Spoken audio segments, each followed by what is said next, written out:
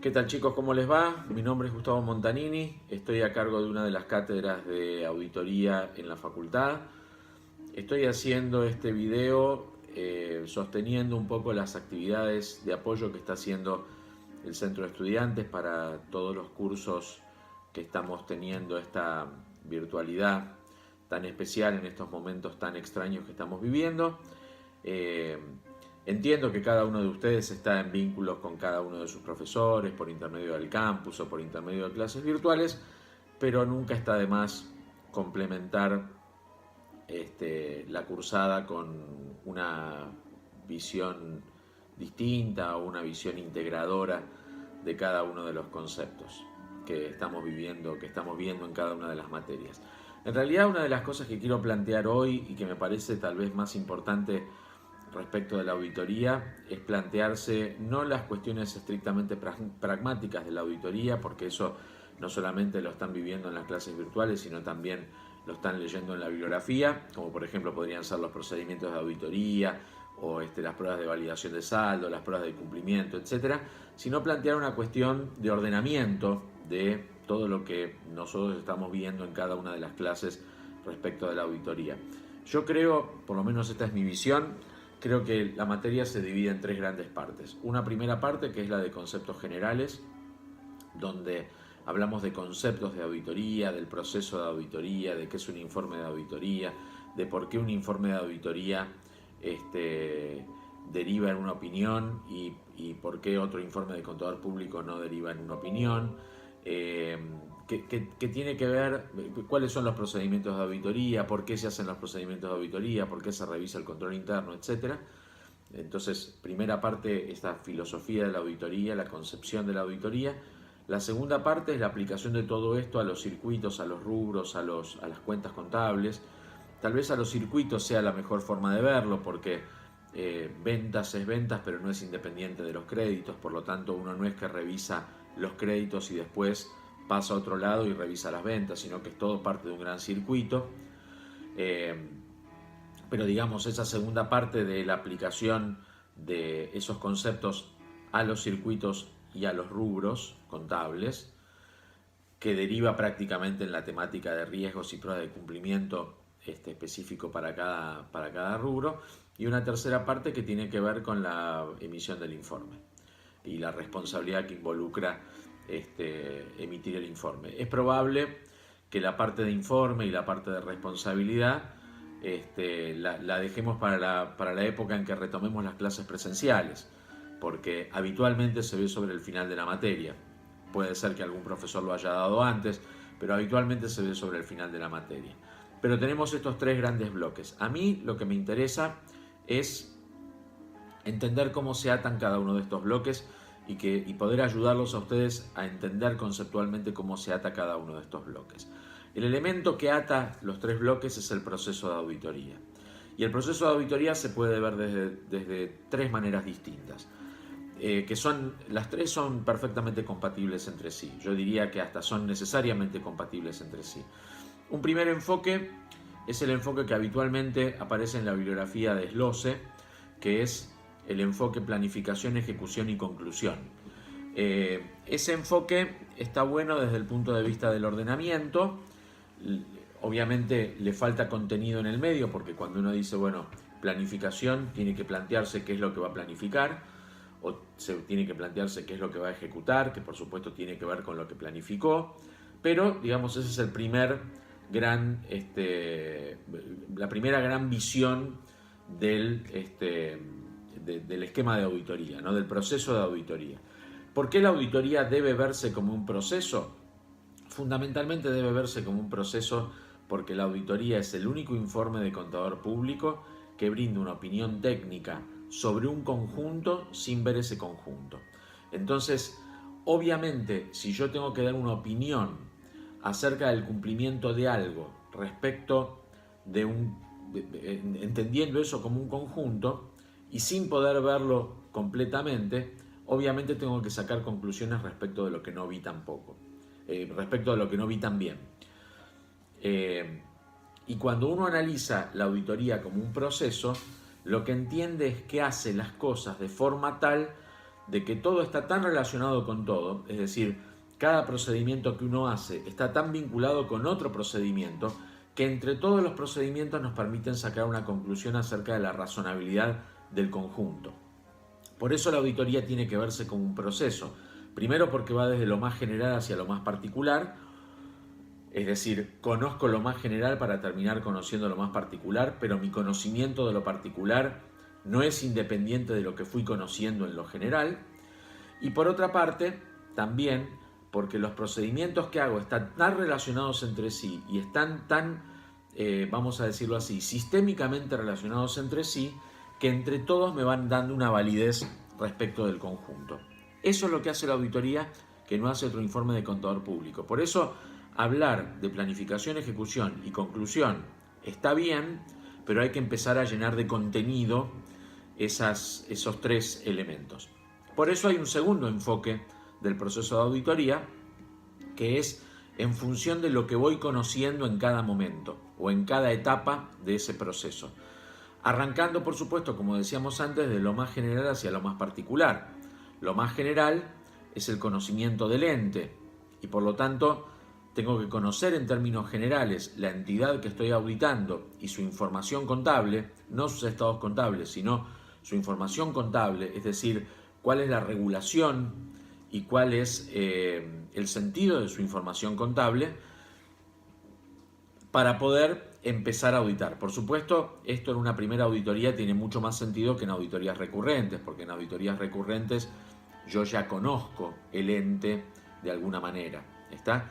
Pero la realidad es que en una primera auditoría ese conocimiento del ente se hace fundamental y en auditorías recurrentes los cambios que puedan existir en el ente y en su información contable también son fundamentales, porque lo conocí una vez, pero puede haber cambios en algún momento, qué sé yo, por ejemplo, alguna regulación nacional, alguna regulación vinculada con medio ambiente, etcétera, puede cambiar y por lo tanto cambian las condiciones de ese conocimiento del ente. El conocimiento del ente, conocer el ente implica conocer su negocio, su actividad, su forma jurídica, su estructura, su marco regulatorio, su competencia, su forma de interactuar en el mercado, si es importador, si es exportador, si compra en el mercado local, con qué proporción compra en el mercado local. Todo esto tiene que ver con después cómo lleva adelante sus actividades y por lo tanto cómo registra sus actividades en la información contable. O sea, esto es fundamental para poder entender cuáles son las probabilidades de que la entidad tenga determinados riesgos. Después vamos a ir a los riesgos, que es el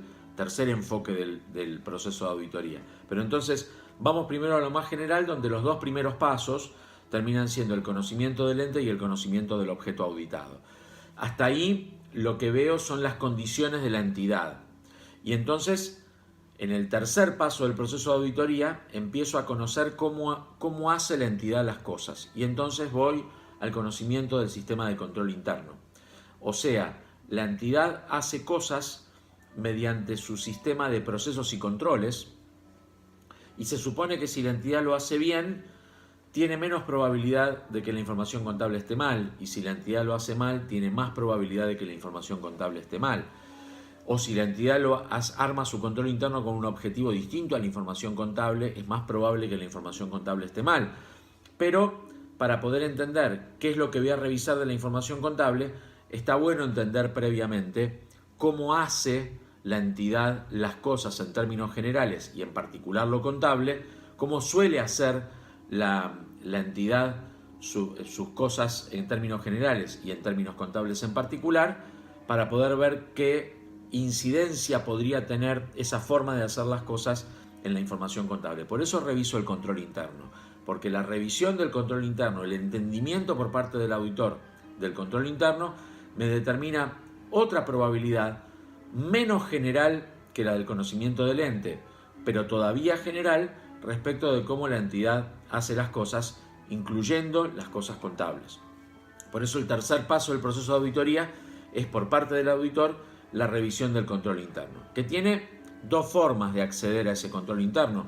Una forma más formal, lectura de manuales, lectura de plan de cuentas, lectura del organigrama, realización de entrevistas, y una forma un poco más particular, un poco más específica, que es la realización de pruebas, o un poco más real, digamos, que es la realización de pruebas de cumplimiento, es decir, verificar si esos controles que están diseñados y esos procesos que están diseñados de una manera determinada realmente se cumplen en la realidad. Y eso permite al auditor hacerse una idea respecto y sacar una conclusión respecto de cómo la entidad lleva adelante sus controles internos. Y entonces ahí puede determinar una probabilidad conjunta de cómo la entidad y cómo el sistema de control interno influyen en que la contabilidad pueda estar bien o pueda estar mal. Y entonces, a partir de ahí pasan al cuarto paso del proceso de auditoría, que es la realización de pruebas sustantivas o la realización de pruebas de validación de saldo. Yo prefiero llamarla prueba de validación de saldo porque en una auditoría de estados contables esas pruebas validan saldos realmente, verifican si los saldos están bien o están mal. En una auditoría en general, que por ahí no sea una auditoría contable, el término pruebas sustantivas está bueno también, pero en la auditoría de estados contables me gusta llamarlo pruebas de validación de saldo. Ese sería el cuarto punto. Y entonces ahí sí iría a las pruebas de validación de saldo específicas, que podrían ser, por ejemplo, inspecciones oculares, que podrían ser verificación de hechos posteriores, revisión de documentación respaldatoria, análisis de razonabilidad por parte de, por ejemplo, cómo la entidad determinó sus políticas contables para hacer depreciaciones, o circularizaciones, pedido de confirmación de terceros, a abogados, a clientes, a proveedores, a bancos, etcétera, ¿no? Voy efectivamente a hacer esa revisión de los saldos, que lo hago mediante estas pruebas de validación de saldo. Fíjense cómo yo decía, los términos generales después van a cada uno de los rubros, porque yo recién hablaba de inspecciones oculares y, por ejemplo, esa inspección ocular en caja y banco se llamará arqueo, en bienes de cambio se llamará inventario, en inversiones se llamará arqueo de títulos y en bienes de uso se llamará inventario de bienes de uso. O sea, eso que planteo desde lo general como inspección ocular, después en cada rubro se particulariza. Lo que llamé revisión de documentación respaldatoria, en caja y banco será una documentación, en ventas y créditos será una documentación y en compras y proveedores será una documentación distinta. Por eso después esto genérico termina pasando a cada uno de los rubros. Entonces ahí tenemos el cuarto paso del proceso de auditoría, que es la realización de pruebas de validación de saldo. Y después, el último paso del proceso de auditoría es toda la etapa de conclusión para terminar emitiendo el informe de auditoría. Hasta ahora planteé dos formas de ver el proceso de auditoría: planificación, ejecución y conclusión, conocimiento del ente, conocimiento del objeto auditado, conocimiento del sistema de control interno, realización de pruebas de validación del saldo e informe. Hay una tercera forma de ver el proceso de auditoría, que es en función de los riesgos. O sea, cada uno de estos bloques que planteamos recién, especialmente en el segundo enfoque del proceso de auditoría, tiene riesgos involucrados. Entonces el proceso de auditoría puede dividirse en tres tipos de riesgos: riesgo inherente, riesgo de control, riesgo de conclusión, o riesgo de más que de conclusión, riesgo de detección, que en definitiva terminan en el riesgo de auditoría, que es emitir un informe distinto al que debería haber emitido. El riesgo inherente es el riesgo propio de la entidad y de su información contable. No es lo mismo auditar una empresa que comercializa sillas que una empresa que es productora de petróleo. Y dentro de la empresa productora de petróleo no es lo mismo auditar bienes de uso que auditar caja y bancos. O sea, cada rubro vinculado con la actividad de la entidad tiene un riesgo distinto. Y ese riesgo es un riesgo propio de la entidad y sus estados contables.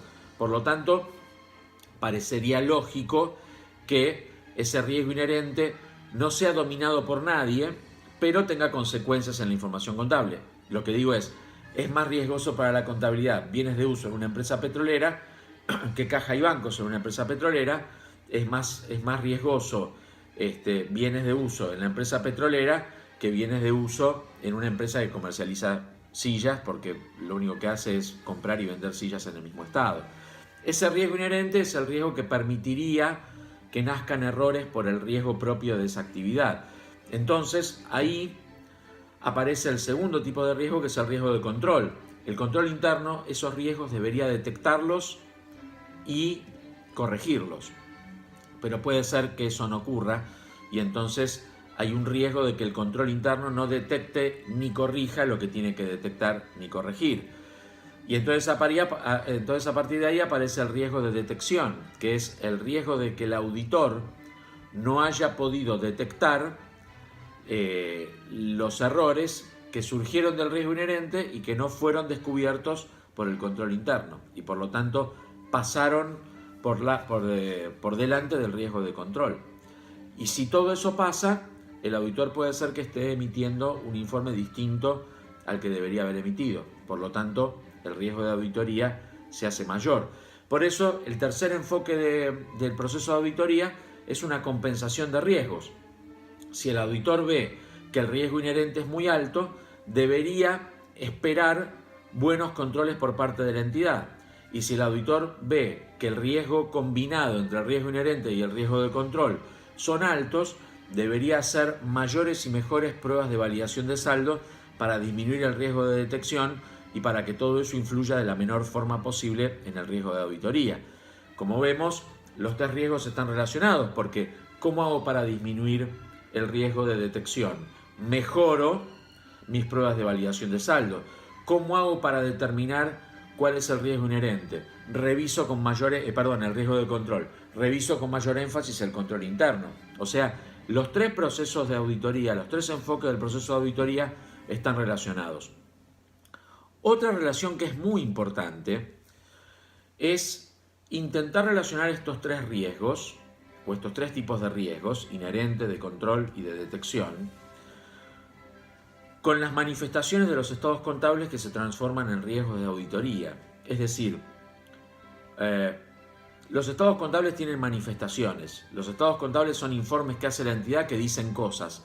Habitualmente esas cosas que dicen son cosas que tienen que ver con la integridad, con la medición. Existen 5 manifestaciones de los estados contables: existencia, propiedad, integridad, medición contable, o sea, evaluación, y exposición.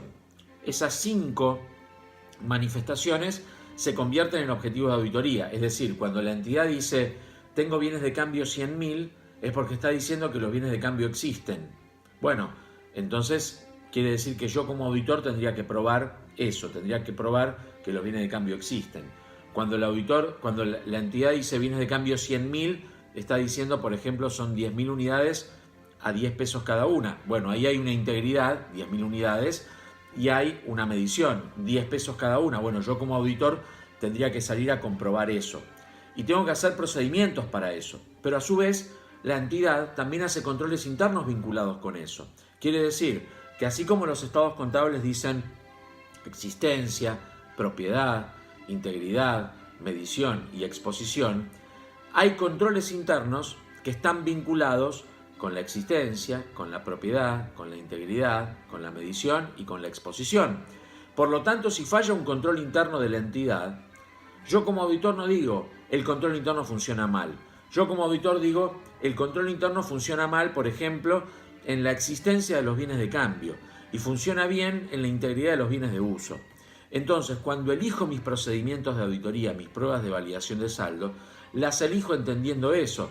Si el control interno funciona mal en la existencia de los bienes de cambio, tengo que salir a buscar procedimientos mejores para probar la existencia de los bienes de cambio. Y puedo ser un poco más laxo en mis procedimientos vinculados con la, por ejemplo, integridad de los bienes de uso.